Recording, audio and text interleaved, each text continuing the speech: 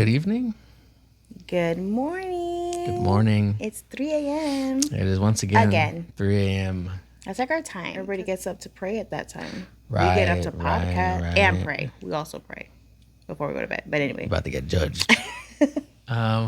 So we welcome you. This is episode 2 officially of Still in the Process. And we'd like to invite you to another conversation with us. Get to know us. Yes, today we'll be talking about a couple things. We'll be talking about children, and we'll be answering a question that we received on the last video from our loyal fans. But yeah, so our one loyal fan. So once again, okay. I am Jorge. I'm Stephanie. Yes, and together we make Team Revron. Woo! But anyway. Yes. Yeah. Our corniness. We're here. But you love us, so. Yes. But yeah.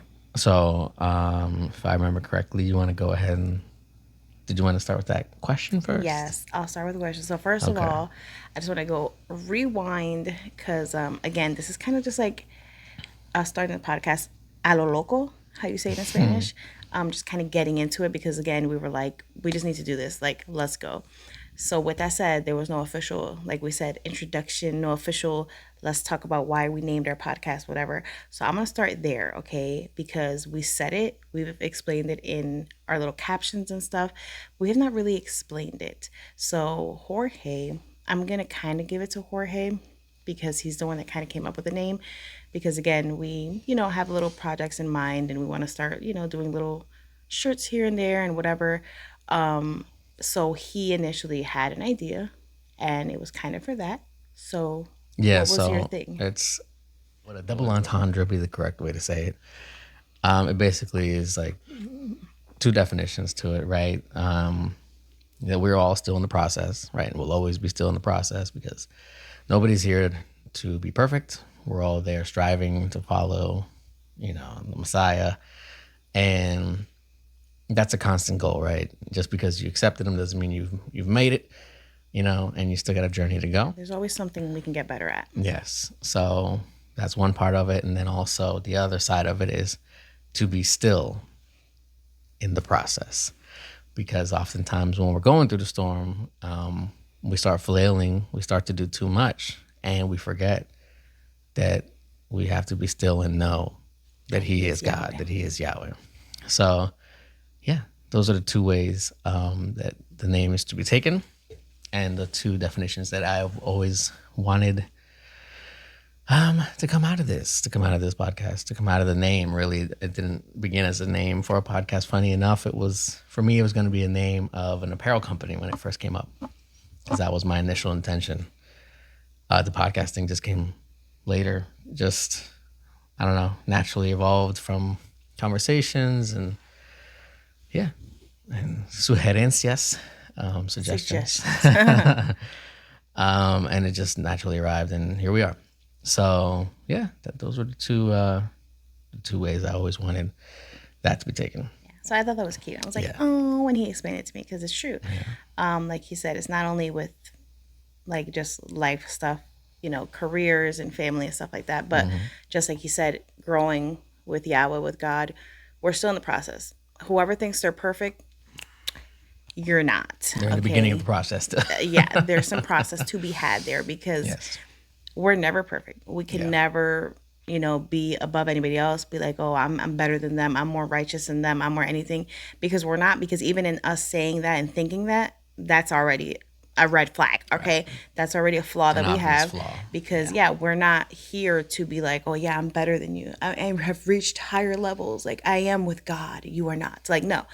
Right, like in the Bible, the Jewish guy saying, oh, I'm not like, thank you, God, that I'm not like him. In like his prayer. Whatever it was, Samaritan or Gentile, whatever it was, So we're still in the process of remembering stories a little bit, but it's okay. But yes, he was praying like that, and he was like, thank God I'm not like this is not like, why are you saying that in your prayer? Instead like of humbling yourself again, as like a Gentile, why are you even bringing that up to Yahweh? Like, So there's never a time. I don't care who it is, guys. I don't care if it's your pastor, your parents, counselors, anybody.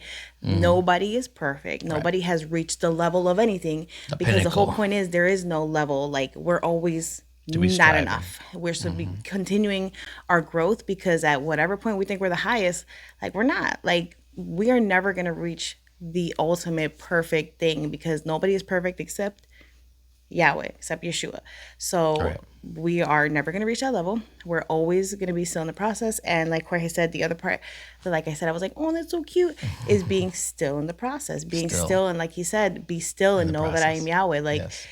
in the middle of your drama, in the middle of your problems, taking a moment and being like, no, no, no. Like, Yahweh told me to just chill. Like, I need to calm down. I need to let it be. I need to have faith in this moment, even if I don't want to, and just understand that some way, somehow, he is going to get me out of this mess. He's going to help me. He's going to comfort me. He's going to whatever. But we need to be chill. We need to not be like, okay, Yahweh, you said you were going to figure out a way. But in the meantime, I'm going to try to figure it out also. And then maybe you could just have this be the way. Like, no, we need to just stop. Right. Stop I and mean, let him yeah. do I his mean, thing. we're even speaking to ourselves here at this Yeah. moment because I mean, Always. even through this whole podcast journey that we're currently in, that we're still very early in, it's still, we're always going against ourselves, going against our thoughts, going against our flesh, our enemy, the enemy in our mind, whatever it is, because Or your own worst enemy. you're always looking at the outside and you're always like, oh, should I even do it or whatever? Because, everything starts small, usually. Most things start small. That's not what I'm going to say everything. Most things start small. And then it's always that grind, that struggle where in the beginning you're like, okay, I'm doing it. And I didn't really have gigantic expectations, but at the same time, you're kind of like, oh, but what else do I have to do? Like, what am I doing wrong or what else should I do? And we have to be still in the process. Let the Father do what he's going to do and take it where he wants to take it. Because at the end of the day, if our true intention is to be able to get a message out there, then he's going to take it where it needs to go. So maybe it's not going to blow up. Maybe this episode's not going to be it, but at the end of the day, if it only has 35, 20 views, whatever it is, but one of those people were positively impacted from it, it's done its purpose and the Father has used it accordingly. So we just got to throw it out there and let him be in control. And that's what we're doing. Yeah. So It's pretty crazy how Yahweh works. Obviously, again, this is easier for us to say because we've had experiences. I don't know if some of you maybe aren't religious, aren't believers, don't have a relationship with God, but try it, because it's just crazy once you have a relationship with God and once you find God and have encounters with him, because you're like, this is crazy. Like, there's some things that he does in your life, or there's many things that he does in your life, but there's just certain situations that you're like, the fact that you did that and the way that you did it blows my mind. Or the fact that you spoke to me through that person I didn't expect it from at that time that I really needed it blows my mind. Like, it's just crazy. Like Jorge was saying, like, we were watching another podcast that was talking about what Jorge was talking about, starting small and whatever, and how, just it was, I want to watch it again because I didn't even get to watch the whole thing as kids, but it was really good about basically that, about not, some people not wanting to start small and them just wanting to just know, like, I want the big now, right, but jump into grandeur. we need to be willing to start with what we have, like even little things like we want a bigger table now, like, and nicer, more people, people that have more experience in podcasts, you see the two nice seats and the background and the whole setting is nice. But we're like, at the end of the day, if we don't put it out there, like Jorge said, like they kind of say on TikTok and Instagram, whatever, if you don't make the content just because you don't have the perfect things, then you're not putting it out there. And then like Jorge said, you're not getting what needs to be out there to somebody that maybe needed to hear it, to their ears, to their heart, to their mind, because you're over here trying to be perfect. And we need to kind of just let that go. Right. So I wanted to rewind and talk about that because, again, I loved the name that he came up with. Again, it was for a different purpose, but now it works for this, because it's kind of like our life story. Like so many things in our life that we have had to be like, okay, Yahweh, we're going to trust you. And we're just going to chill out. We're going to pray. We're going to have faith. But just know that we're freaking out a little bit, but we're going to, we're going to be chill. And it's of course in that process it's been hard, and in that process it's been a lot of praying still and doing that, at least not being still in the process where you're like, all right, I'm just gonna wait here, like bless me. Like, no, it's Bless still me, doing your bless part. Then Yahweh being like, okay, you've been loyal, you've kept to what I wanted you to do, you've been obeying me. Here is now I'm gonna throw the line at you. I'm gonna, go throw you the lifesaver. I'm gonna take you out the flooding waters and, help you out. And it's been a lot of times in our life that we've been like that, and we've been like, wow. Like, again, you look back and you're like, wow, that's crazy. But yes, so I wanted to explain that. So that's where we got the name. Again, like Jorge said, we got the podcast idea in our hearts and minds like a while back, just from talking to people and getting conversations and us knowing that we want to, again, just put stuff out there, encourage somebody, talk about things, whatever. And then we're just doing it now. We're just putting it out there, even if every episode has to be at 3 a.m. and it's going to kill our life, but it's okay. We're going to try to get better. But jumping in head first. Yeah. That's what we're doing. Yes. But okay, now going to the question. I did get one question on on our previous podcast. On the earlier podcast, episode 1. About our story. And somebody said, why did you think you weren't going to get married before? Because that's how I started. I didn't go into too much detail. But I was like, I'm not going to get married. I'm just going to live single life forever. Be about church. Be about eventually adopting a kid, and that's it. So good question. So there was a situation where I was in a situationship, as they say, with a person. That. And so how it started was, again, I kind of was just like living life. I was like, okay, I'm going to flirt. I'm going to have fun, whatever, because I'm not taking anything seriously, whatever. So I was flirting with somebody. They ended up liking me also. And then whatever. But I was kind of like, I was just flirting. Like, I was just flirting. Like, I didn't want to take it crazy serious. Any further. Yeah. But, they were a nice person. They, I guess checked off certain boxes or whatever. So kind of like. Not as many as me, obviously. Yeah. But anyway. So they checked out certain boxes. And then outside sources, as will happen in life, guys, started throwing stuff out there. Started being like, yeah, that's a good person. That's a good person. Hey, that's a good catch. That's a good catch. You should go for it. You should go for it. Like, basically building it up. So then. Oh, I thought you were talking about the disabled person. I said not as many as me. No. My bad. I didn't mean to. This is the reason why I was, whatever. So, okay. So then, So then I got my head built up like, okay, well, This is a good person. Like, great. Okay, cool. I guess I got to go for it. Okay. But again, in my mindset at that moment, I thought they were cute. I was flirting. Obviously there was some attraction there. But in reality, it wasn't like we clicked thing. Kind of like when I met Jorge, like where we became friends. And then it was like, we clicked, like we're like best friends now, like whatever. And you're there for me, whatever. And it wasn't because I didn't want it to be there. And it wasn't because they were a bad person. It was just, we just didn't, I didn't have that instant, super great friendship awesomeness. It was more like, okay, we already started flirting. You already told me you liked me. And now I'm getting fed these, encouraging things.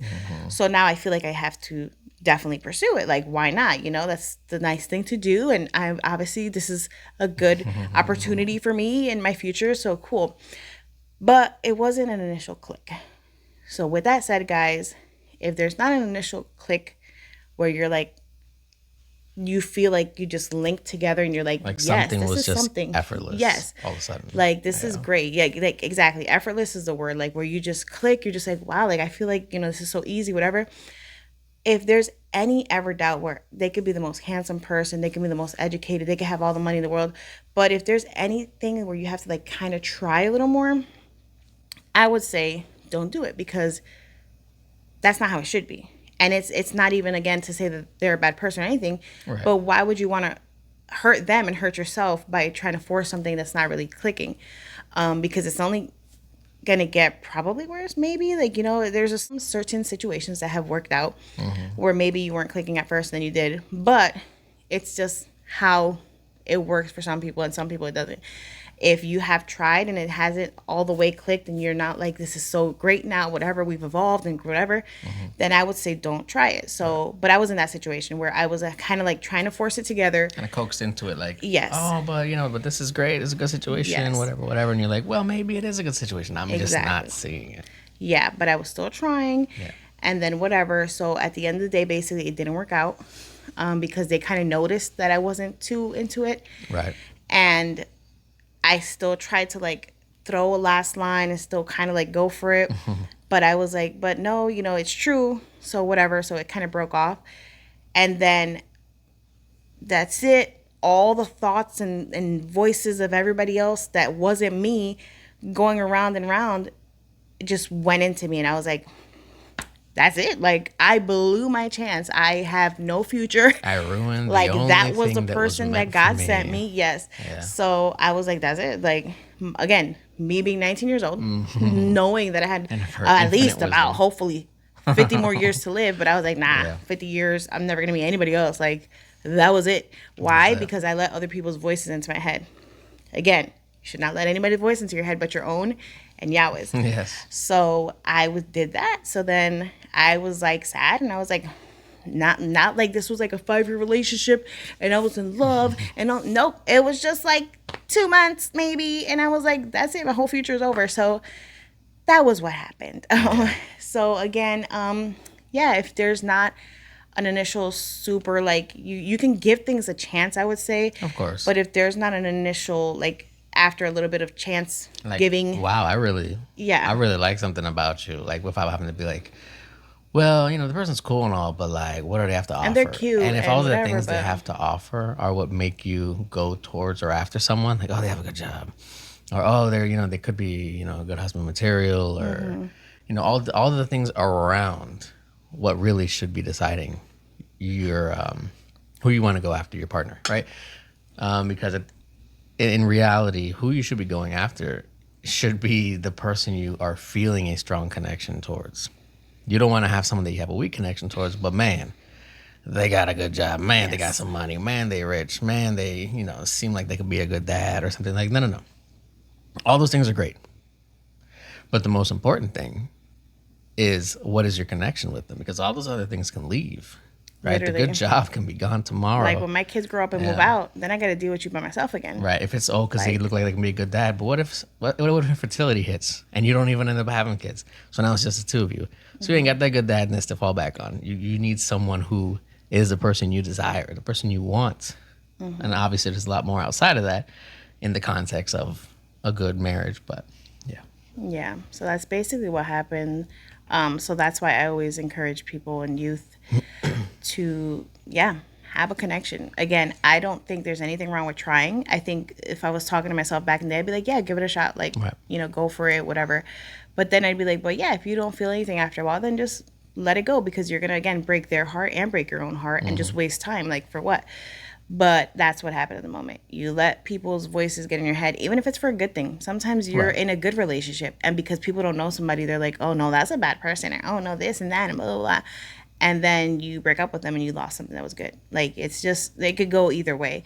So it's just really about how you feel, and then how Yahweh is showing you whatever about that person, like what Yahweh is saying about that person. Pray about it and see, where he leads you as well. But Right. don't let other people lead you, because right, obviously, not good. listen to counsel.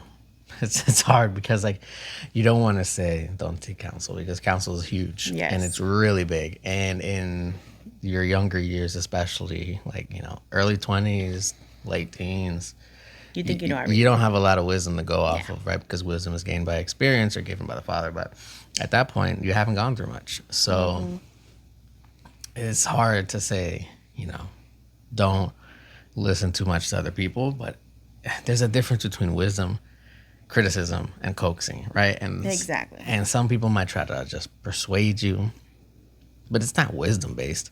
It's just like they want you to just hurry up and find someone. Yes. And it don't work like that. Sometimes you may be single until your 20s, until your 30s. And 30s. You don't know. You don't know what the plan is. And if you go ahead and rush it and step outside of his will for you, then you may end up in the wrong way. You may end up in the wrong relationship. And I mean, statistics show, like, what is the divorce rate at this point? 50% plus? Like, It's crazy. it's no good. Even in the church, it doesn't get much better. So, yeah, it's a lot of bad decisions are clearly made out there. So there's no rush. Find the right one that lasts forever instead of finding the quick one that satisfies you now and isn't the one you're going to have 20 years down the line.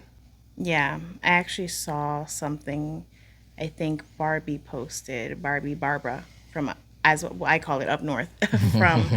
Everyone's up north. We're in Florida. Everyone's up north yeah. to us. But I think she posted something from somebody's page that actually said something like that. Like, don't like settle for something because you don't want to wait or something like that. I have to pull it up. I'll probably pull it up like after this and like post it like boop. But pause the video and yeah.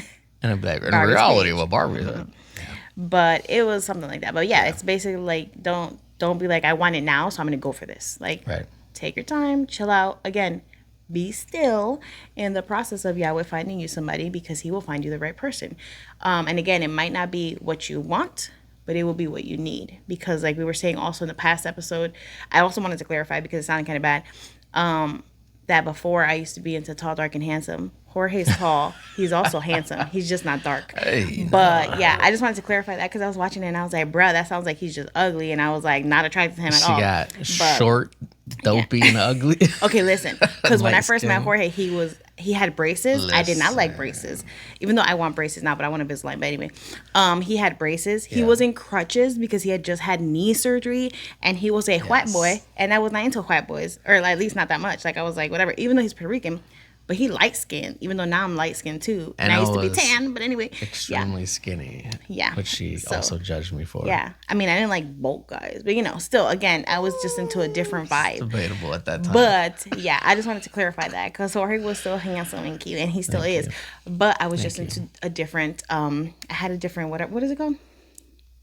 My type was different. I was going to say genre, but there was genre of men. I mean, I guess. but yes, I wanted to clarifar that too. Yes. But Thank you. So all anyway, the ladies were wondering, and I'm so glad you cleared that up for them. Yes. Because, anyway, but yes, that was the answer to that question. Yeah. I had different voices in my head making me crazy and then making me feel like I was garbage that now let this trophy husband, I lost this trophy husband, only opportunity I have ever in the world to get a husband. And I was like, oh, that's it for me. I'm going to die as a nun, like single and whatever. But yeah, that was the answer to that question. But anyway, moving on, we are going to get into, we talked about love. We talked about marriage. Now we talk about the babies and the baby carriage. That's so funny. But I am corny, so. We are corny. Yes, you are definitely corny. But anyway, two so we're getting corns into in a that. cob, like 2 peas in a pod, 2 corns on a cob. That makes sense. 2 kernels on a cob, I guess. Anyway, 2 kernels on a cob. So we're gonna talk about our baby story today. So how do you want to start this? Oish. How? Okay, I feel like we'll start. Okay, what do you say? No, I was gonna say I feel like something we were talking about earlier could have kind of rolled into it, and I don't remember exactly what it was, but I feel like it was something along the lines of like waiting, because sometimes when you are waiting for something, there's a lot of external factors. So we'll start with that. Okay, how did we come to the baby life? So I'm gonna start with this, and then Jorge can talk. Go ahead. I wanted to have a baby since I was a baby. Since she was born. Like, I She's literally like, have I literally have magazine clip outs that I have still saved that say like 2006, 2004, something like that, when I was like still in high school or just graduated high school, and I was like clipping out like how to be pregnancy your best things. mother. Yeah. And I'm like, I didn't even have a boyfriend. We were just moving to Florida. Like I was just like, I want to have a baby. I'm saving all this stuff. And like these are crisp. Like these are like 2004, 2006 magazine articles in plastic thingies, in plastic sleevelets or whatever. And I still have them. Sheet protectors. Yes. Yeah. So I wanted to be a mother, like always. People even use sheet protectors nowadays? Besides for their kids? I don't know. I don't see anyone protecting I think I still got sheets. some, but anyway. But yeah, so sheets. I wanted to be a mom forever. Yes, you wanted to be a mom. I don't think I understood how much work it was, but I knew I wanted to be a mom. But anyway, it's okay. So fast forward to we're married. And I don't know how it came up at first, but, I think I might have just always been like, yeah, I want to be a mom, whatever. And I was like, nah, we got to wait. I was very anti have a child quick. I was more about wait it out, plan it out, and see what happens. I was in no rush to have a kid. because I was more into the realistic side of like the finances and into just like enjoying ourselves.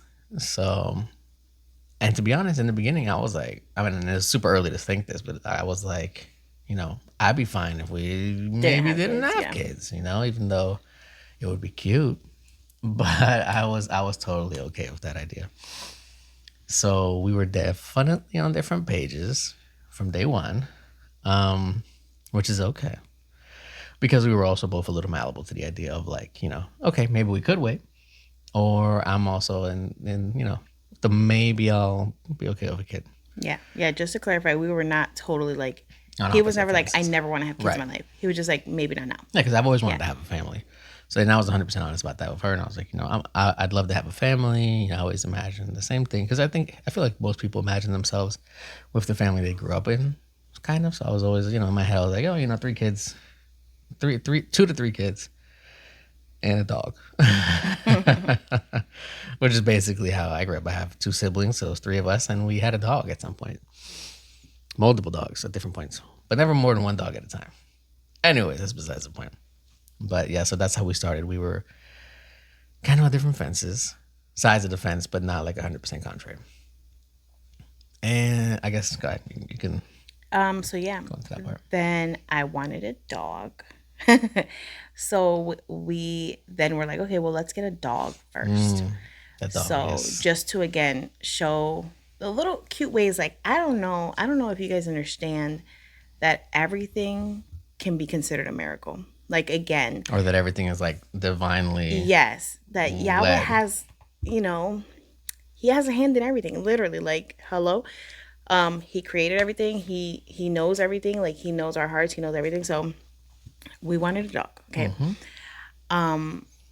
We wanted to go to a shelter and look for a dog and whatever. And adopt a dog. Yes, finally. And we did go to shelters. Yeah, we did go to a shelter. Yeah. We didn't pick one yet or anything. We did see one that I fell in love with. I still have his picture saved. But he had, I think, heartworms at the moment. We weren't sure because they said that the treatment was a little bit expensive at the moment. And we weren't sure. I don't know. Right. And he was also like, I think they said like he doesn't like being picked up. So it was kind of like a little bit iffy. Like, I don't know if he's going to bite somebody. Mm-hmm. But he was super cute. And I have his picture and I'll never forget that. Which is hilarious because thinking forward, that's everything we got. Yeah, our dog got heartworms like twice. But we'll talk about that. But anyway, yes. But yeah. So we wanted a dog. So we've been looking. We went to the shelters. Yes. We walked around. We looked. We cuddled some pups. And we were like, okay, we didn't 100% feel one. But, we felt some way towards some. But we were just like, okay. So we had kind of made a plan that we were going to go the following week, right? Throughout the week, we were like, okay, we'll go look. So we were going to go, and it was Friday that this took place, or Thursday. It was close to the end of the week. So let's say Thursday or Friday. And Steph was at work. And I'll let you continue that part because that's your perspective, okay. 100%. So I was at work.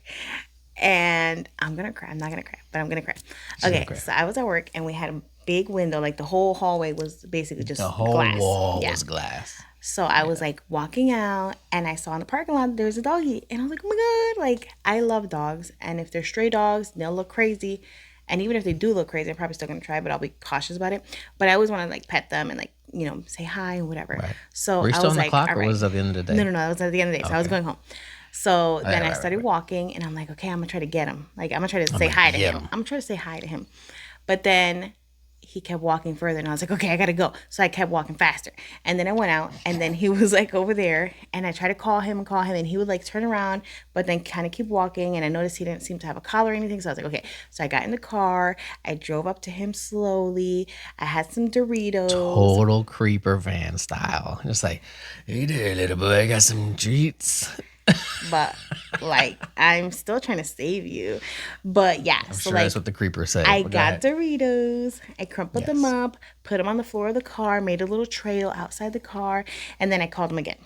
And then eventually he came, ate the Doritos, and then I trapped him in the car. But it's okay. It was for a good purpose.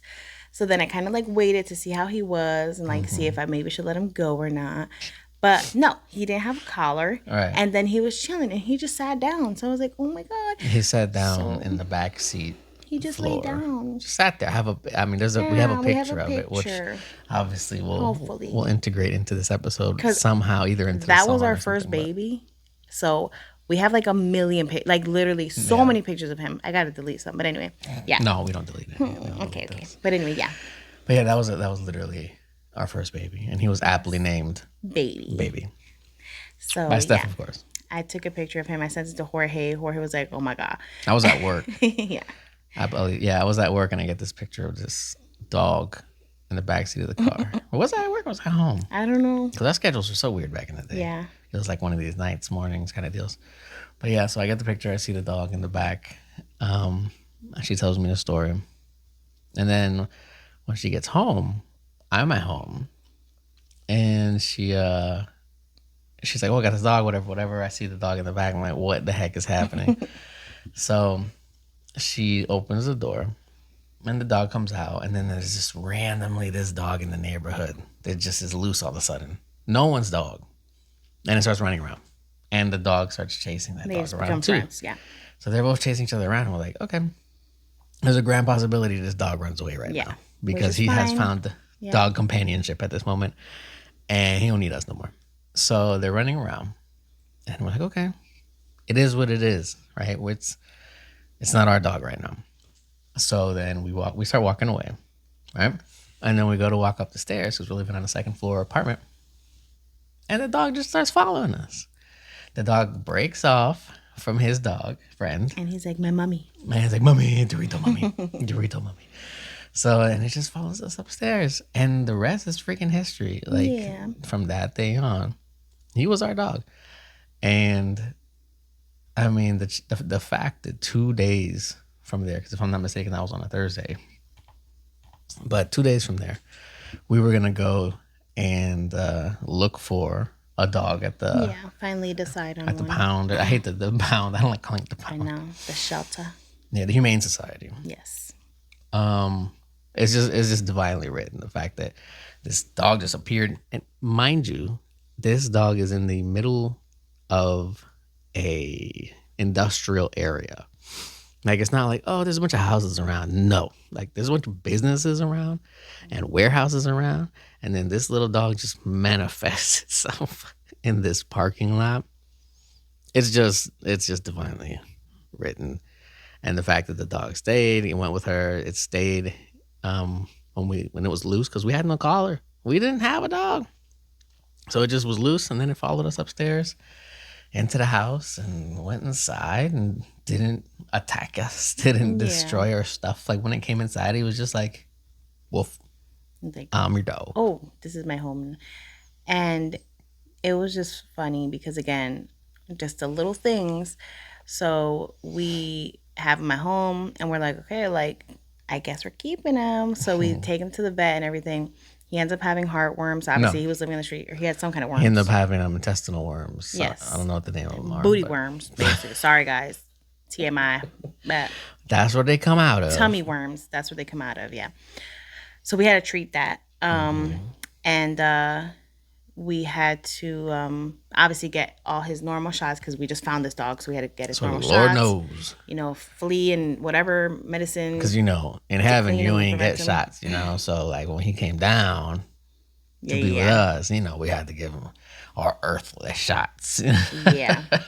So we had to do all that. Yes. And again, just the little things, the way that things work out. We were going to take a vacation for our honeymoon. And we had like $600 saved up, and all the monies went to the doggy and his treatment and his shots and his this and that, and then his crate and then his food and all of it. But basically, we had enough money to cover all of it because we had that little money saved up for that moment. The trip was for the anniversary, I believe, right? Yeah, because they were coming up on our first year anniversary. The anniversary. So it was just funny because we were like, well, I guess there goes our money. But we were still like, well, this is so cute because, you know, again, we were going to look for a dog. We were going to finally decide on one and just do it because we wanted our little doggy. And then, it was like, here you go. I'm going to send him to your job. Here's your little baby. So yeah, and he was literally like a baby. Like 5 a.m., we had Yeah. to take him out for walks because he was whimpering and wanting to go for a walk.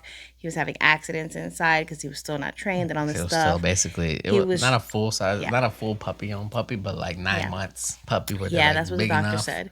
Yeah. Yeah, he was chewing on stuff. Like he would find our chancletas, our flip flops, and chew on them. He chewed on Jorge's headset, his control. He loved socks and all this stuff, and it was so cute. And he was so small and skinny. And then we see the like Right, before and because after like pictures, and it was so cute. yeah, Go ahead. it was beautiful. I was gonna say because when we found him, like Yeah, he was he's like super skinny and his skinny. ribs were more profound and all Yeah, that, and he got him cutely fat. enough, when we first found him, I don't know if you remember, but he wouldn't eat out of the bowl. Yeah, he would eat out of Jorge's He would eat out of hand. my hand. That was the only way he would eat. Yeah, So I'd put dog food in my I'm not gonna cry. hand, and he would come up and eat it all gently. He was super sweet, man. Super sweet right from the beginning. So yes, that Yeah, was very cute. he's not with us anymore, but we'll talk about that later. Yes, But anyway, yes. it was cute. So yeah, there's that. Yep. And she's not crying. No, this is an allergic reaction, guys. Yeah. Yes, allergic reaction to But emotional anyway. situations. We will power through. So yes. So then Yes. we got the dog for our first anniversary, and then funny enough, on the first anniversary, Jorge also decided to finally just be like, you know what, forget it. I'll be open to the idea of having a baby. Which is funny because when we got the dog, then he's like, let's have a baby. So then we're gonna have two babies. Like, what the heck? But I don't know. That's how it happened. That's just how it That's occurred. how it happened. Yeah, because we we were going through it in our first year. We're like, should I, shouldn't I, should we, and then she was always 100% gonna go on like, I want the baby. And I was more on the defense of like, well, let's use protection. So yeah, it was just like, back and forth or whatever. But I don't know what exactly motivated the situation. But yeah, we continually had conversations, obviously, because we were very communicative about everything. We talked a lot about everything. And at some point, I was just like, it just hit me. It hit me in the heart, and we made a faith-based decision, and we were basically like, okay, we're not going to prevent having children going forward. We were going to leave it in God's hands, and we were basically going to just be like, if he wants to, he will. And we're going to allow it to be in the time that he wants it to be, right? Because who are we to decide, right? What do we know? So we put it in his hands, 100%. And we were just like, we're not going to try. We're not going to go out of our way and be like, oh, let me go get tested for this and that. Oh, let me get fertility pills, or oh, let me do this and that. Let me ovulate, check the ovulation schedule, or any of that. We didn't do any of that. But, we were 100% leaving it in his hands and not preventing pregnancy in any way. So that left it up to him. And we had to submit regardless of how long he wanted us to wait. Now, mind you, wasn't nobody thinking he was going to take that long, okay? So I know Jorge's making this all nice and whatever, but no, we were saying that, but in our heads, we were just like, all right, well, it's going to happen one day. Like, I'm basically prefacing it Yeah, because yeah. I'm like, Yeah. however long Yeah. he wants us to wait. But no, at the moment we made the decision, but we weren't Yes. like so hardcore on like, and even if he makes us wait. takes 8 Yeah, years, no. Lord, We were just we'll like- be here. Yeah. No. I mean, We that will was be. the thought process. Like, But still, in the we didn't background. think, But- we didn't really think it was But going to we be were that like, hard. but surely, my God, who Yeah. can create the universe with the word, will give us child within a year. Yeah. So it did not happen like that. Did not happen that way. So, but that was the decision he made. And I was super happy. That's the decision we made. Yeah. But Well, yeah, he basically, I got on the boat. yes, he got on the boat. Yeah. I was just there already. Yeah, she's been on the boat waiting. Yeah, so I was happy and whatever. But again, yeah, we made the decision and I was just like, all right, bet it's going to happen. We gonna have this, baby. And then it took forever. And then that was our being still in the process. That was our, yeah, well, I don't know. Are you sure you're listening to us? Like there were times of doubt because Yeah. there was just, after making the decision as a couple, again, and you just got married like a year ago, you don't think anything of it. So before that, I wasn't sexually active. Like, it's not like I was checking myself regularly to be like, oh, am I fertile? Like, am I accidentally pregnant? Nothing. So there was no checks, no nothing. So now I'm just like, I'm living normal. I'm with my husband. Everything's going to go cool, great, awesome. And then it didn't. So I'm like, okay, well, again, it's just in its time, whatever. A couple months, it's okay. It says it's in its time, whatever. A couple more months, it turned into a year. Like, okay, it's taking a long time, but it's in its time, whatever. Yeah. Into 2 years, okay, it's okay. It's taking its time. I'm a little bit sad, but it's okay. Into 3 years, sadness. It's is okay. Flowing. Are you sure about this though? Yeah, like, are you gonna? Did you hear that we said we wanted to? External factors are hurting. Year 4, like, it just kept going and going, Yeah. and at some point, you're like, when's my time? And look at me, like, it just brings back memories, because you're like, yeah. I know what this feels like. Like, I know people in my church in general that maybe, even if they don't go to my church now or whatever, that are waiting and have been waiting also for their child or whatever. And it makes me sad, because I remember how I felt. Mm-hmm. And I know we were all in the same boat, because there was a couple of us. And you're just like, why? Like, why? Because like Jorge said, in the process of 6 years, it's not like it's just like, oh, easy. Like, okay, I don't have a baby. Cool. We're just living life as a married couple. Everything's fine. We're having fun. Going to Tahiti. Like, yeah, like, you're in the meantime questioning everything. Because every time I would get my period after that, after we made this decision together, it wasn't like, oh, I got my period, I'm not pregnant yet. It was at first like that. Mm-hmm. But then it was like a constant reminder. I'm not pregnant again? Like, still? Like, what's going on? And it's like, okay, then somebody would get pregnant. I'm like, oh, I'm happy for you. But I'm sad for me, but I'm happy for you. And it's a bittersweet thing. And I can't say that. You are happy. Yes. For whoever has reached that, because how happy would we be if we were there, you know? But at the same time, it's that constant reminder of like, okay, but why not me? Right? And it's that external factor of like, no matter what you do, you have to still be like, but thank you, because whatever you have in place, I'm sure is for a reason. And that's like the whole basis of like faith, right? Of following the Father and being like, I put it in your hands, because it sucks. It does suck. And it does make you doubt. Like, it's not that it makes you doubt. Well, it depends who you are, obviously. I'm sure there's times when people have doubted God, because they're like, you know, times when people get sick and they're like, what are you doing, God? Like, is there even a God? Because, you know, so-and-so is sick or so-and-so died or whatever. So, yes, there's times that people, I'm sure, in situations doubt God. But for us, we weren't so much doubting God as just questioning the crap out of it. Of like, why are you doing this? Like, I know you're there. I know you're real. You've spoken to us before. You've moved in our life before. But why? Like, what is the purpose of this?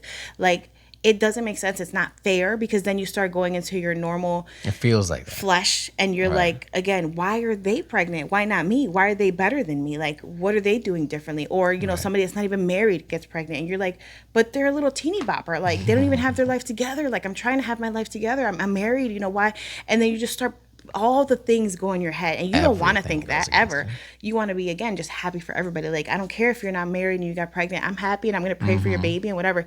But no, in the moment you question everything. In the moment you're like, but why them? Again, why not me? Like, why this and why not that? Like, as humans, we try to explain everything. And there's so much in the faith walk that is unexplainable, because and the hurt makes you do this. Right. It's and exactly. So you hurt and you're like, well, surely there must be a reason for this. Have I sinned? Am I involved in some secret sin? Am I not as holy as thou for another person who has reached the milestone you're looking to get to? And there's so many things that come against you. And it also doesn't help that a lot of people constantly unknowingly question it. And they're like, oh, well, you know, when are you going to have a baby? Are you trying? What's going on? You this? And we've all talked about this. Yourself? Yes. And like, and sometimes they have good intentions. Yeah. We know this. Yes. At least I feel this. Sometimes. I feel that a lot of people do have good intentions when they ask these things. It's just there's a lot of people, and as I tend to say, a lot of people on the older spectrum tend to not pass their thought process through a filter like some of us in the younger generation. And I mean, sure, we're in our late 30s, but that's still pretty young. So I can say that still. A lot of us in the younger generation, we tend to pass our thoughts through some kind of filter of how can this impact that person? What might they be going through, right? But there's a lot of people who don't have that, who never had that and still don't have that and will die not having that, right? And that's okay because that's a combination of their environment and how they were brought up and all that stuff. The generations are different. They're truly different. But yeah, there's a lot of people that will start asking certain questions year after year, month after month. Like, oh, here it goes again. Yeah, and then they'll start being like, well, maybe you should get yourself checked, which is a fair question. But, we constantly would make sure to let people know, no, we're not trying to put our hand into this. And that's even more, I feel like, the reason it was also hard, because kind of like what I said about the previous situationship I was in, you hear all these things from other people and it almost makes you want to do it. Right. It makes you want to be like, maybe I should get checked. Because your strength is here. Yeah. Like I'm already low. Every chip that someone gets at you kind of brings you down, and it brings you down like, should I though? Is that what I'm messing up, Father? Am I not getting myself checked? And again, that's not against anyone else who doesn't have that conviction. Yep. Because you don't have. If you want to get checked, you go get checked. If you want to get checked and you want to go fully through the doctors, go ahead. Check yourself. But that wasn't the decision we had made. It wasn't our path. In our path, we were like, we want to just trust in you. We want to fully give it to him. And you need to figure this out. Like, you don't have to do what we say at all. But in the sense of like us going through, we're like, look, we're putting our faith in you. Yeah, we're like, we're not gonna get tested, even though everybody again is making us question things, and it's been freaking 3 years and 4 years and 5 years and 6 years, and we're like, should we get tested? So it was a constant struggle, but we were still like, no, right? Like, I'm not gonna do it because we trust strong. Yahweh. Yes, and our belief that He will provide in the time that He wants. And in hindsight, like looking back, I can say He knew exactly what He was doing. But in the moment, those 6 tough years, it was very hard to see that. And I do give a lot of credit to Steph because it was extremely tough. And I feel like my want for a child increased the more that I saw she wasn't receiving the child that she wanted. Because in the beginning, I'm like, okay, yeah, I'm agreeing with this, but I'm fully okay if he takes a bit, right?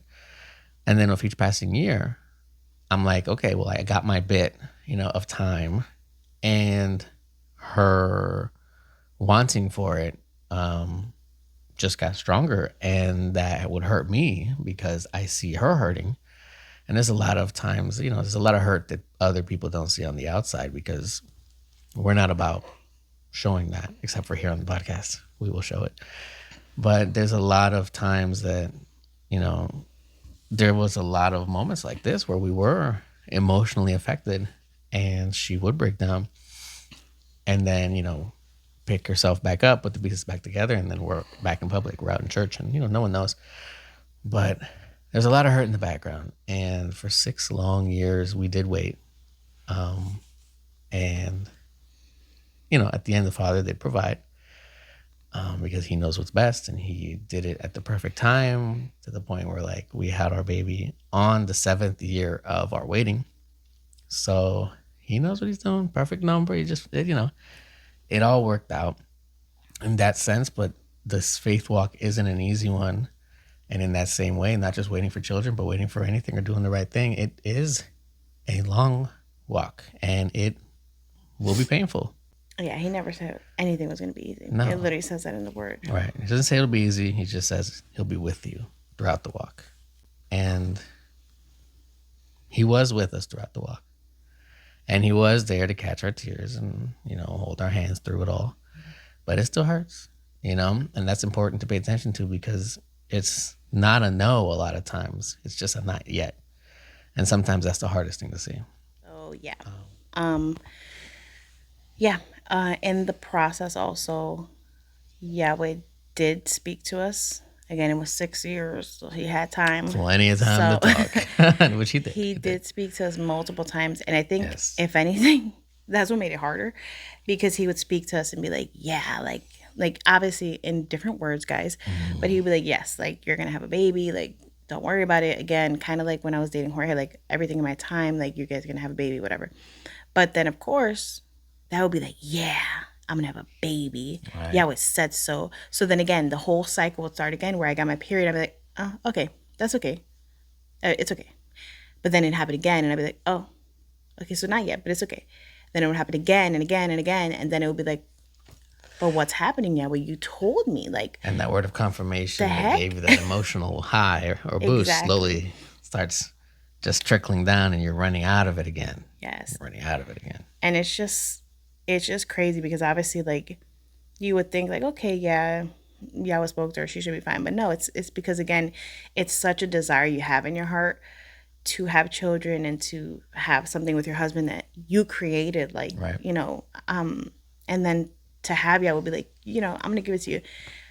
But even though he didn't say the timing, but you're automatically, like where I said, you're on that high now. So you're like, yeah, like he told me, he ain't gonna tell me for no reason. Like it's gonna happen. And then to constantly be like, why did he tell me if I'm not gonna have him? Like, what is going on? And again, for it to be so many years, like not like a few months and then it happened, but so many years, and just seeing again, you got pregnant, you're having a baby, you're having like Oprah, like you having a baby, and I'm gonna give you a baby, like, and then not you, then it's like, oh my God, again, like why? And then me feeling like it's my body's failing me, and I'm a piece of crap woman because that's how you feel. Like you feel like you're garbage because you can't create a baby. And technically we were made to create babies, and like you suck. Like it literally just puts all these negative things in your head. And you're like, okay, it's me. Like I'm the problem, like whatever. And again, for all we know, it could have been a combination, or it could have just been, again, completely 1,000% Yahweh's timing. We would never know because we were not going to get tested. No, there's no way to prove it. Exactly. There's no way to prove it because we But weren't our going to get belief tested. Our belief is that it's just it was Yahweh's 100% timing. his timing. But And in the however he moment, decides to do that, whether yes. it is a low count of this or a low count or an amount of estrogen, that, you know, it's whatever. But in the moment, biologically, but in the moment, it was in just the my moment. fault, I thought. Right, because you Yeah. feel it's a Spanish word that's very, I feel, descriptive on how it makes a woman feel, in my opinion, obviously as a man. But I think inútil is Yeah, a you're very useless, strong yeah. word, and it's because útil means like useful, Yeah. you know, with ability So to, you're right? useless. So inútil would mean like you have no ability to, and it's just like almost like worthless, like the thing you Mm-hmm. were created for, you are unable to do. So then, what is your worth at that point? Like that's how you feel to yourself. Which is not true. Not true at all. Again, Your worth is not found in what you especially- can exactly. do or create. Especially if you're still struggling with that. That's why Right. I feel how I feel every time we talk about it, because I remember myself, but I remember all the people that are still going through it. And there's people that went through it worse than me and are still going and are through still it. going through it. And I'm like, I hate it. To the point that like whenever I did get pregnant, I didn't want to tell certain people Pregnant guilt. because I'm like, I can't. How do I tell you when I know what it feels to be hearing that news and not? How do I share the joy in which what I'm feeling when I know that you have, I don't want to say been robbed of that joy, but you haven't been been allowed able to to have it. experience that joy, and you have been waiting just as we had been. And you know, it's tough because at the same time, like you still need to celebrate your moments. So it's and literally yourself. like the worst. It's just like where he said like Yeah. pregnancy guilt, like where, or like survivor's guilt, like they say when, you know, there's an accident, everybody dies except you, and then all of a sudden you feel bad about it. Like you shouldn't, Right. but you do. And I shouldn't feel bad, and nobody should feel bad when they're pregnant. But being that we probably know the struggle for some of us, if we didn't get pregnant immediately, we do feel that guilt. We're like, oh, I don't want to tell them. I don't want to tell them. But in a way, you do want to tell them, but you don't. So, like, I didn't want to tell anybody. So it was very hard then when we even got pregnant to be saying it, because I'd be like, oh, man, like, it's not fair. Right. Like obviously it would depend on who you're telling, right? Because Exactly. there's different people you'd be like, you know, I can show my full expression of joy. But then there's people who are in the same boat as you where you're like, I need to put a lid on my expression or whatnot of joy because I don't want to make you feel bad. And it's rough because what do you do? It's a tough situation. And it will always be a tough situation. There's a million people who will go through that situation if you are what's it called? When you care about what other people feel. Empathetic. If you're not empathetic, you don't give a dang, and you just running around being like, I'm having a baby to people who are still waiting for babies, and you don't give a crap. But for us, who are extremely empathetic, we sometimes would even avoid like Yeah. telling people, and would want them to find that on their own because we just feel bad and it sucks. And not like it's like, oh, it sucks for us, but no, it sucks for them, Yeah. because it's a tough situation to be waiting for a promise from the Father. It was a lot. Yeah. And again, we had Yahweh speak to us many times throughout. And like I said, it would be, one time this year, one time the next year, one time this year, one time, there was a situation where he had multiple of us, me being one of them, go up to get prayed for, and then have our husbands come and put their hands on our belly and unheat or anoint our belly and pray over us and stuff. So it was a lot of situations that, again, were beautiful. And I would just start bawling at church. Everybody at that point knew that I was part of the struggle team that was trying to have a baby, and we just weren't.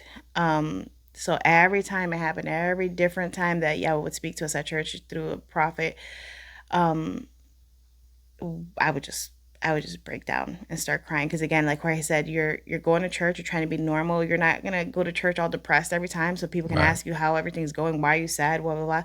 So we're going normal, and then when Yah was like, I'm gonna speak to you today in front of everybody, then you're like, oh. So yeah, it was a lot of that going on. Like, I'm coming to church normal, everything's fine. Then he starts talking, and I'm like, no. And then some of the messages, man, would be like, just oh, spot I see, you're a child. I see you coming down from the skies, blah, blah, blah. And you're like, yeah, that means it's soon. But then you realize a day for us, or a day for him, is like 1,000 years for us. Like, I don't want to wait 1,000 years. So our time is not his time. His time is not our time. Our understanding is not his understanding. Especially after hearing so many of them. So yeah, then it would be bittersweet, like where I said, because then at that point we already knew too. We're like, all right, thank you, Yahweh. I'm crying. Thank you for this confirmation that eventually it's going to happen, that you still hear our cries, because, he would let us know that too. Like, I see you. I see your struggles. Right. I see your crying. I see your this and that. And then to still have to go home and be like, but I know now you're probably going to still make me wait, huh? Like, it ain't going to happen now, huh? And then a year later to be like, man, we got that prophecy a year ago. Remember that? Yeah, like I used to write them down in my calendar and whatever. And it was just then we still had to wait. And it's like, oh, like that's again just part of being still in the process and still being loyal, because anybody could easily then get mad at God and be like, you're a liar. Like, what are you doing? Forsaken me. Yeah, like you have the ability, like where I said, to do anything at the snap of a finger, at the thought, at a thought, you can just make things happen. And you're not giving me a baby, but yet you're telling me I'm going to have it. And then it's so easy to get angry at that and be like, no, I'm out. This is crap. Clearly, like, this is not a loving father. Yes. Because a loving father would not give me what I wanted exactly when I asked it, but at least wouldn't make me sit here in despair, right? Yeah. So it's But meanwhile, the whole time that we're here, like, give me a child now. He's up there like, my child, I have seen what would happen if I gave you a child now. Whether it's this early in your relationship, too early in a relationship, you still need time to mature in your relationship, financially. Or I just need you to be like, whatever the situation. Or I know that you need to first get to a certain spiritual level before I give you a child. Because let's be real, having a kid sometimes drains you spiritually and will pull you back, because man, does your time allotting change. Like first it's like church, wife, right? Like you have these two allotments of time. Then it becomes, well, let's be real, church, wife, family, right? Because then you have your external family. But then it becomes church, child, family, like a church, child, wife, family, and you have all these things, right? And now all of a sudden it takes a lot more effort. But if you aren't organized to that point, or if your level of faith isn't to that level, who knows how it'll wreck you, right? There's so many factors, right? And I'm not saying that that's the situation for everybody, but I know that for us, or I feel that for us, that's what he was waiting on, because we were still growing and growing and growing.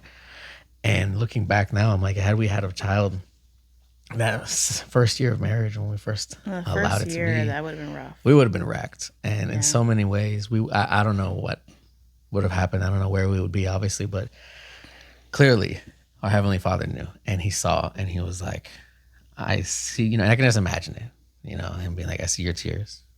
And I can imagine him, I could imagine it hurting him and being like, I know I'm sorry. I have to hold this back. And it's for your own good.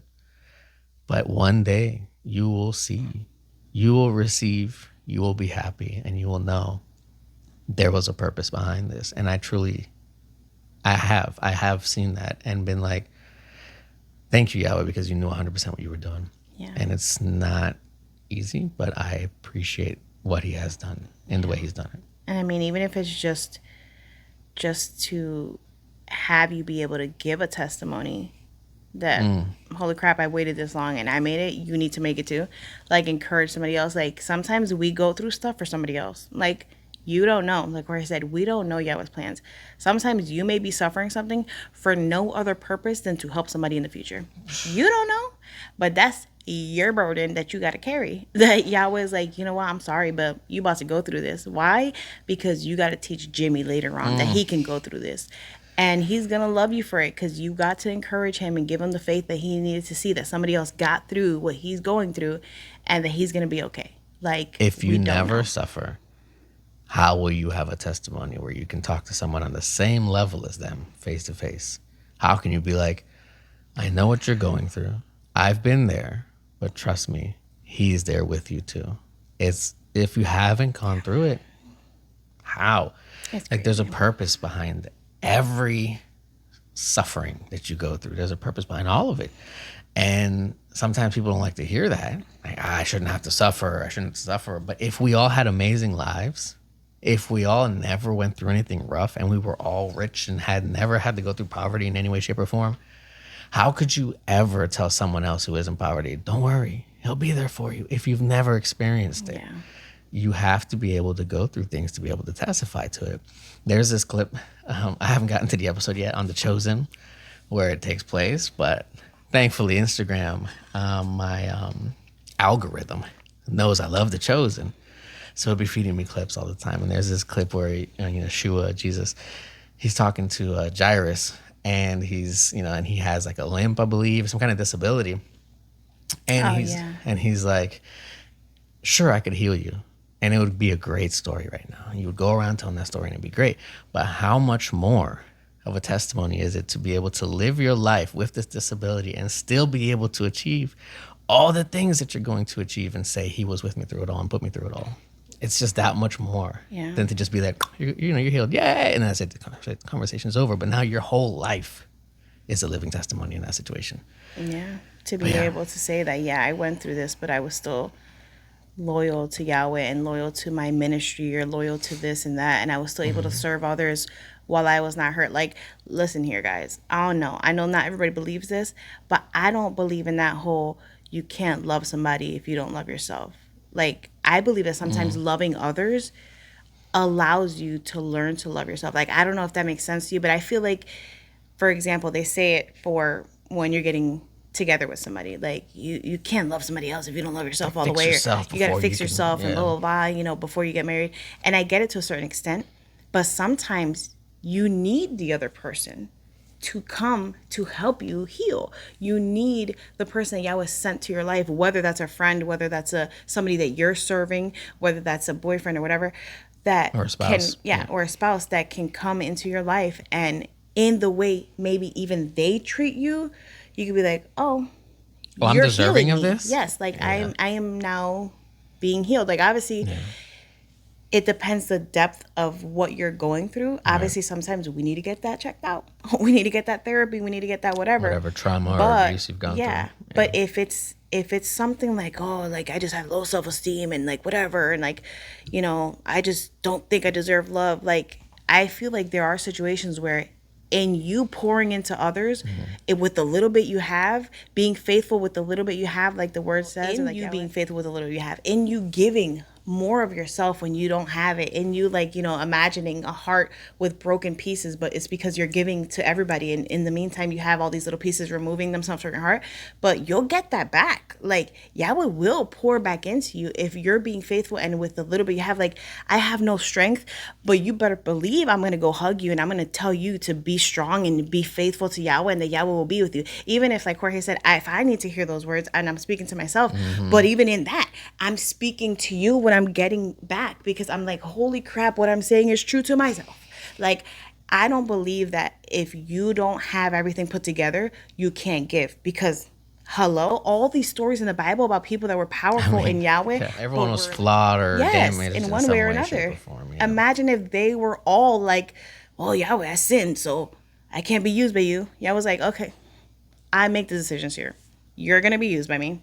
Go do this." Like, there's still the opportunity to serve others and to love others and to fill others when we are not fully filled, because in doing that, again, we are showing Yahweh, Yahweh, I'm trying. Yeah. Yahweh, I don't have anything left, but I want to love this person and I want to encourage this person. I want to whatever. And they will get that from you, and you will get it right back from Yahweh. And you will get it even from them receiving it so much. They'll be like, thank you so much. Thank you so much for what you said, because it touched my heart and whatever. And you'll get filled up again. You'll be like, oh my God, thank you, Yahweh. Because even when we serve others like that, we do get filled up. Like every Right. time that I've had any experience with anybody, giving them advice, or Jorge has, or whatever, and then they're like, you know what, guys, thank you. Like, we get filled by that. And we Yeah. see that, Yahweh, we're like, thank you, Yahweh, because we were tired that day, but we talked to these people till 4 in the morning or 3 in the morning, or we prayed with them and whatever, even though we were just arguing or we were having an issue with our son or whatever, but then we now feel good. Like, you filled us Right. by allowing us to fill them and giving them that love that they needed. So it's yes, work on yourself always. Always work on yourself, especially if you're being honest with yourself. You know you have some issues to work on. Yes, work on it. But don't feel like you have to have it all together to work for Yahweh, to work for his obra, for His glory, his his ministry, glory and whatever honor, it be. to help another, to do something in the Just do church, or good. to find somebody that Yahweh can bring into your life that you are meant to love and they are meant to love you too. Like, don't ever think about yourself in the sense of like you're not enough, or you're not ready, or you're not this. Like, just trust in Yahweh, pray to Yahweh, be loyal, be obedient. And even when you don't feel like it, just do it, because that's what we were doing the whole time. The whole time we were just being obedient, being like, all right, Yahweh, like, guess we're not having a baby again. But we would still go to church. We would still do what we had to do at church, participate, help others, do what we had to do in any sense of the word. And meanwhile, we're just swallowing this pain up. We're just eating it up and whatever. Because why are we going to burden people with our struggle that we know, like where he said, is for a reason. We don't know what that reason is, but we know it's for a reason. And we're like, Right. why? I'm not going to come to church all depressed about it. Like, forget that. I'm going to act normal. Everything's fine.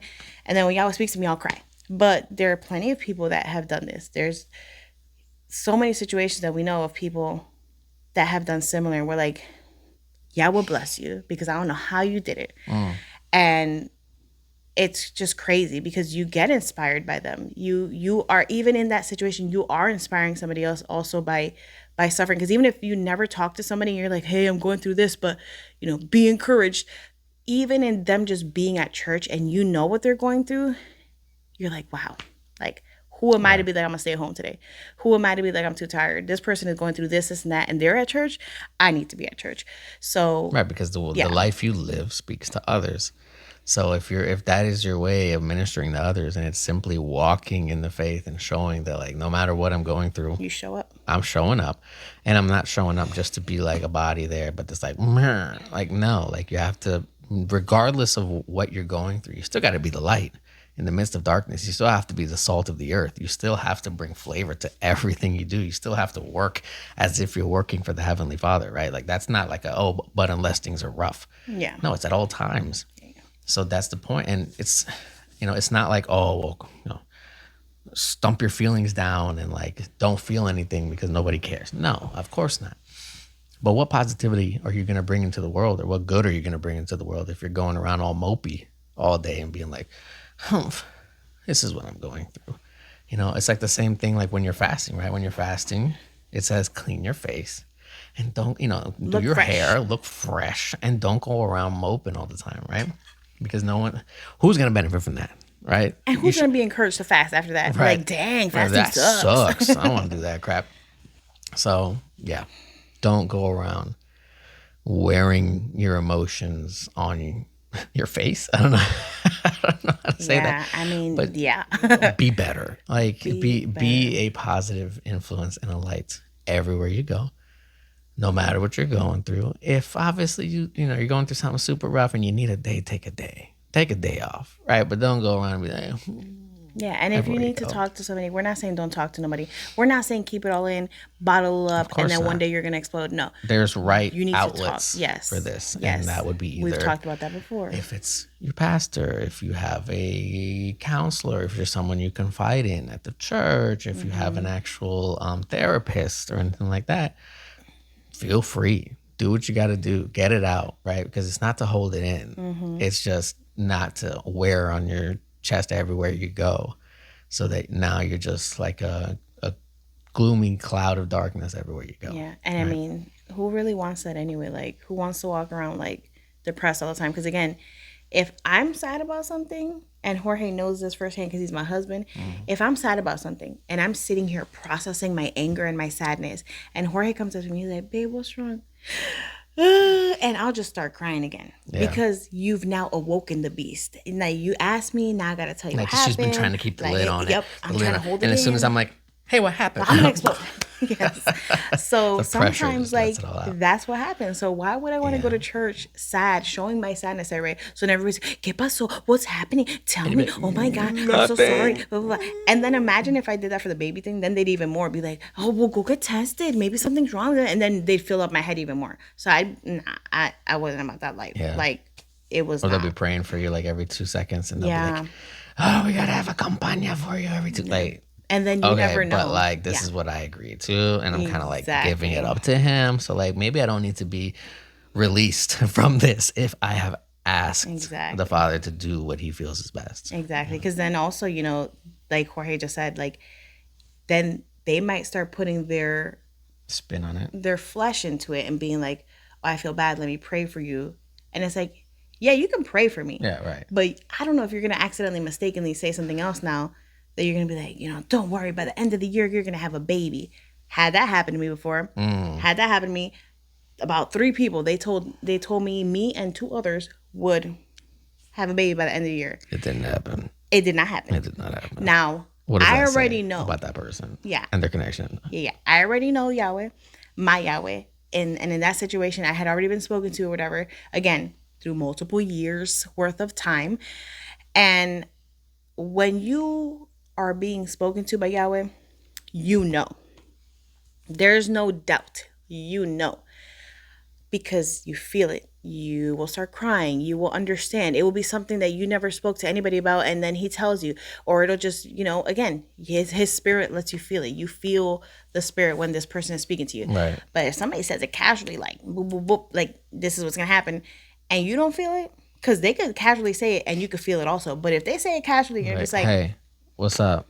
You're gonna have a baby next year. Oh, cool. Like, nah, don't believe that guy. Like, because it could be, again, casual. It can be. It can and it could work. But for me, the way I work and the way I knew Yahweh and the way He worked with me, because He knew how I needed, I was like, yeah. I was like, okay. I was never rude about it, like I said, because I'm not about that life either. Like, I'm not going to tell you you're wrong or right. And I never said that in my head either. I never, after that person told me that, was like, she's a liar. Like, yeah. And I never called him yet to be like, you were wrong. Hey, remember that time you told me I was going to have a baby in a year? It's been a year. What's going on? I'm like, if you say that God told you to tell me something, that's between you and God. And if He did not, that's between you and God. That's it. But I just take it very casually. And I'm like, okay.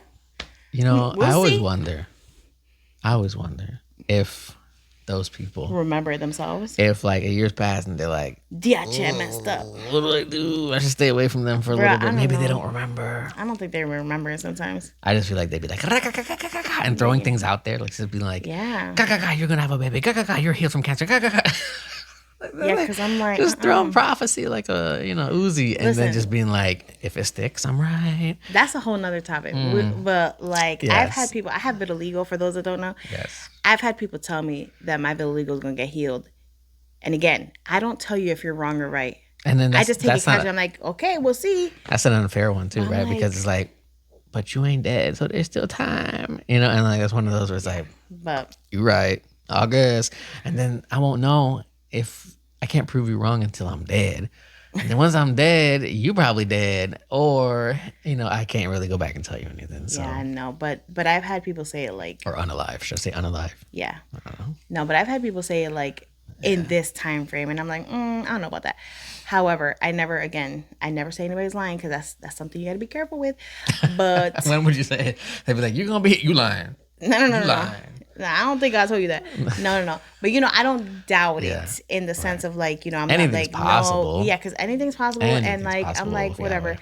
But I'm just very careful, and I'm just very casual, and I'm always just like, okay, we'll see. We'll see. Like, If it be His will Yeah. be done. We're all for but it.